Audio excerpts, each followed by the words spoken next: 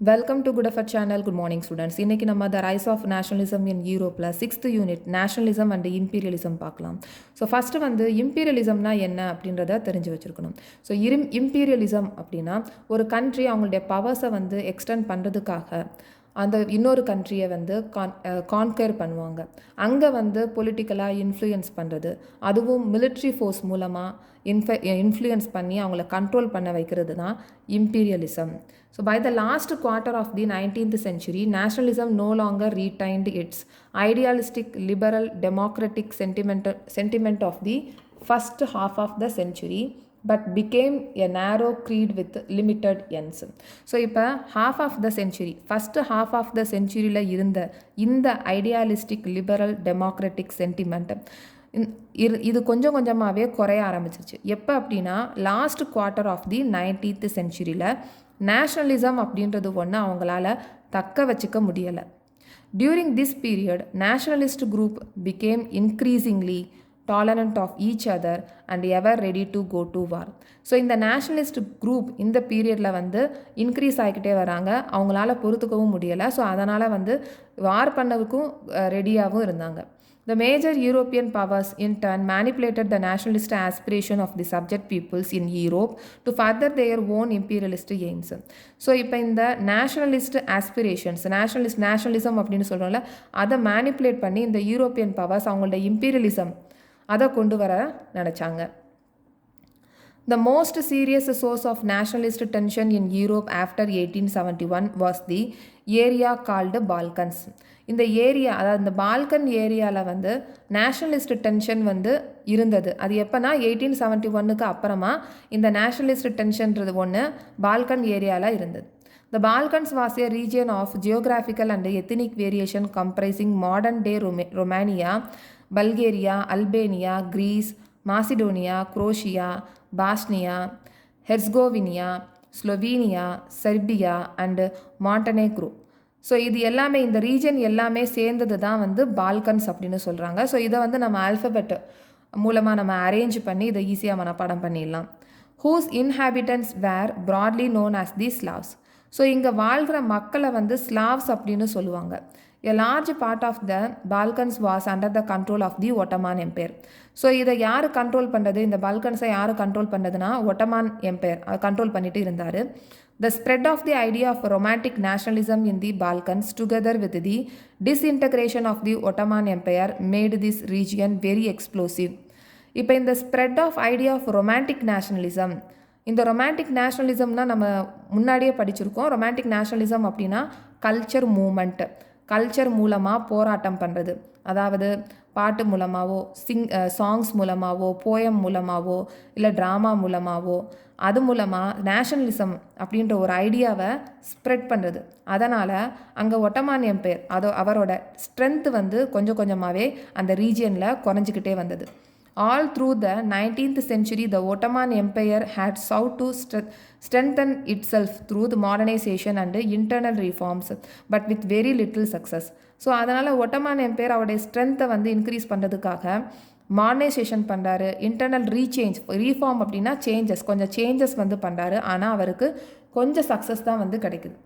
One by one, its European subject nationalities broke away from its control and declared independence. So இப்போ இந்த nationalities ஒவ்வொருத்தருமே வந்து வெளியில் வந்துடுறாங்க, அவங்க கண்ட்ரோல்லேருந்து வெளியில் வர்றாங்க. ஸோ அவங்களுக்கு இண்டிபெண்டன்ஸ் கிடைச்சதா டிக்ளரும் பண்ண ஆரம்பிச்சிடுறாங்க.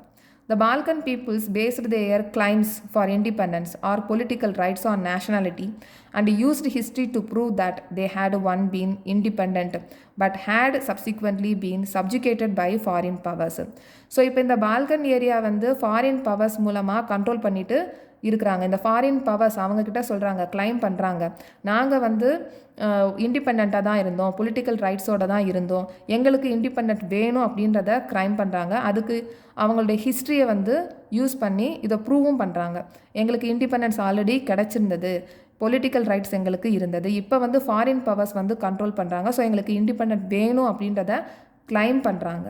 Hence the rebellious nationalities in Balkans thought of their struggles as attempt to win back their long lost independence.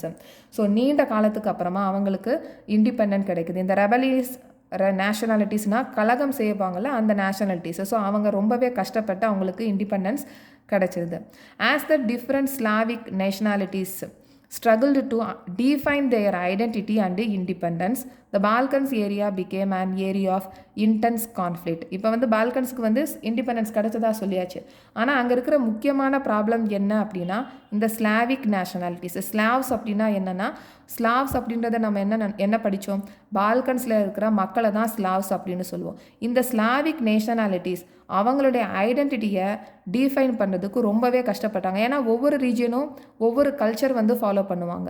So அதனால் அந்த இடமே வந்து ஒரு கான்ஃப்ளிக்ட், ஒரு மோதலுக்குரிய இடமாகவே இருந்தது. The Balkan states were fiercely jealous of each other and each hoped to gain more territory at the expense of the others. இப்போ பால்கன் ஏரியாவில் ஒவ்வொரு ரீஜனும் அவங்க கான்கர் பண்ணி அவங்களுடைய டெரிட்டரியை வந்து எக்ஸ்பேண்ட் பண்ணணும்னு நினைப்பாங்க. So matters were further complicated because the Balkans also became the scene of big rivalry. During this period, there was a intense rivalry among the European powers over trade and colonies as well as naval and military fight. இப்போ இந்த பால்கன்ஸில் இருக்கிற military, naval யார் control பண்ணுறது அப்படின்ற ஒரு rival, scene of big rivalry வந்து இருந்தது. These rivalries were very evident in the way the Balkan problem unfolded.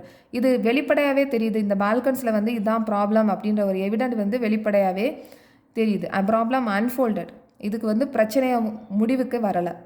So each power, Russia, Germany, England, astro-Hungary was keen on countering the hold of the other powers over Balkans. So இப்போ other powers இருக்காங்களே, Russia, Germany, England, astro-Hungary, இவங்க எல்லாம் கூட வந்து இந்த Balkan ஏரியாவை conquer பண்ணி அவங்களுடைய பவர்ஸை வந்து எக்ஸ்டெண்ட் பண்ணணும் அப்படின்னு நினைச்சாங்க. So over the Balkans and extending its own control over the area, இந்த பால்கன்ஸ் ஏரியாவில் கண்ட்ரோல் பண்ணணும் அப்படின்றத இந்த பவர்ஸ் எல்லாம் வந்து நினச்சாங்க. This led to a series of wars in this region and finally the First World War. So அதனால் இதன் காரணமாக ஃபஸ்ட்டு வேர்ல்டு வாரும் ஸ்டார்ட் ஆச்சு. So nationalism aligned with imperialism let Europe to disaster in 1914. So 1914 வந்து ஒரு பெரிய அழிவுக்கு காரணமாக இருந்தது இந்த நேஷ்னலிசம் அலைன்டு வித் இம்பீரியலிசம். இதன் மூலமாக இந்த யூரோப்பே வந்து ஒரு பெரிய டிசாஸ்டரை சந்திச்சு 1914. But meanwhile, many countries in the world which had been colonized by the European powers in the 19th century began to oppose imperial nationalism, the domination.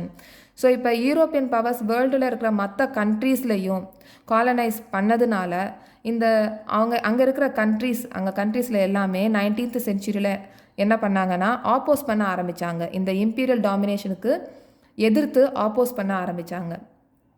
The anti-imperial movement that developed everywhere were nationalist in the sense that they all struggled to form independent nation states and were inspired by a sense of collective national unity forged in the confrontation with imperialism.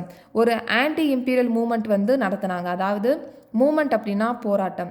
எதுக்கு போராட்டம் அப்படின்னா இந்த இம்பீரியலை எதிர்த்து, எங்களுக்கு வேண்டாம், இந்த imperialism வேணாம், nationalism வேணும் அப்படின்றத எதிர்த்து ஒரு போராட்டம், அதுதான் ஆன்டி இம்பீரியல் மூமெண்ட். எங்களுக்கு இம்பீரியல் வேண்டான்னு சொல்கிறது தான் ஆன்டி இம்பீரியல் மூமெண்ட்னா போராட்டம். இந்த ஆன்டி இம்பீரியல் மூமெண்ட் ஒரு போராட்டம் வந்து எல்லா இடத்துலையும் டெவலப் ஆகிட்டே வருது நேஷனலிஸ்ட் மூலமாக.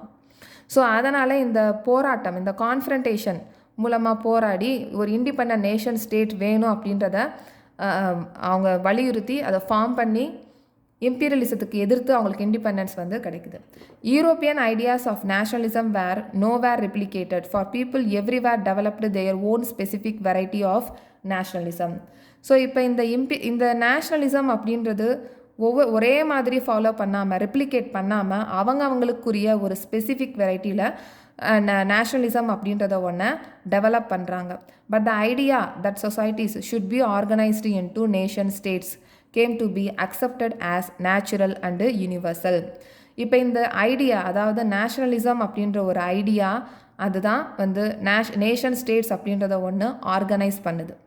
ஸோ இப்போ நேஷன் ஸ்டேட் அப்படின்றது ஒன்று நேச்சுரலாக இருக்கணும், அதுதான் எல்லா இடத்துலையும் இருக்கணும். நேச்சுரலாக இருக்கணும் அப்படின்னா எப்படி இருக்கணும்? ஸோ நம்ம எர்னஸ்ட் ரெனான் சொல்லியிருக்காங்கல்ல, நேஷன்னா எப்படி இருக்கணும்? நேஷன் அப்படின்றது நேச்சுரலாக ஒரு மனித குலம் வந்து ஒரு கட்டமைப்பாக இருக்கணும். ஸோ அவங்களுக்குரிய ஒரு லாங்குவேஜ், அவங்களுக்குரிய ஒரு ஐடென்டிட்டி அது தானாகவே இருக்கணும். மற்றவங்க கான்கேர் பண்ணி ஃபோர்ஸ் பண்ணி இல்லாமல் அது ஒரு நேச்சுரலாக இருக்கணும். ஸோ இதுதான் வந்து சொல்லியிருக்காங்க. அது எல்லா இடத்துலையும் இருக்கணும். ஸோ இப்போ இந்த சாப்டரில் எல்லா எக்ஸ்ப்ளனேஷன் நம்ம பார்த்தாச்சு. நெக்ஸ்ட் வீடியோவில் நெக்ஸ்ட் சாப்டர் பார்க்கலாம். இந்த சேனல் உங்களுக்கு பிடிச்சிச்சு, இந்த வீடியோ பிடிச்சிச்சுன்னா சப்ஸ்கிரைப் பண்ணுங்கள், ஷேர் பண்ணுங்கள், லைக் பண்ணுங்கள், கமெண்ட் பண்ணுங்கள். தேங்க்யூ.